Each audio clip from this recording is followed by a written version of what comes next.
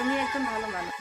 পুরুষ যদি তার সঙ্গী নারীকে ভালোবাসে তাহলে সে অসম্ভবভাবে অসুস্থ হলে তখনই দেখবে যে সে নিজের দিকে না খেয়াল করে প্রিয় মানুষকে সুস্থ করার জন্য অনেক চেষ্টা করে। তুমি যে আমার ভিডিওটা দেখছো, হতে পারে আমি তোমার মতো দেখতে সুন্দর না বা বড় না, তাই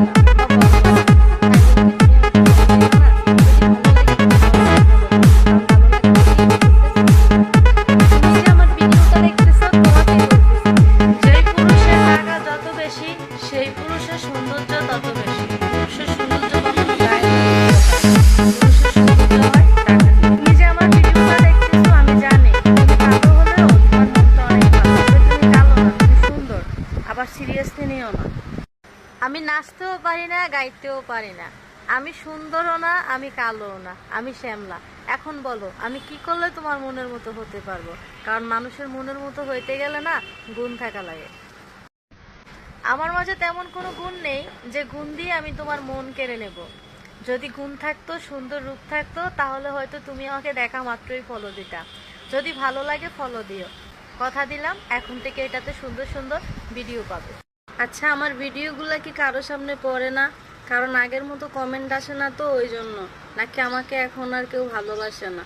তুমি কি আমাকে ভুলে গেছো? কমেন্ট করে জানাইও কেমন।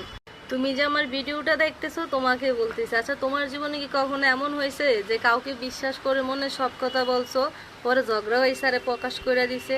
আছে তো, এরকম অনেক ভালো মানুষ আছে যারা নিঃসন্দেহে বিশ্বাস করে ঠকে যায়। তুমি কি তার ভিতরে একজন? কমেন্ট করে জানাও। তুমি যে আমার ভিডিওটা দেখতেছো, ধরো আমি তোমার জীবনের অতীত জানি, আর সেই অতীতগুলো যদি আমি গোপন রাখি তাহলে কি তুমি খুশি হবে, নাকি প্রকাশ করে দিলে আমার সাথে রাগ করবে? কমেন্ট করে জানাও।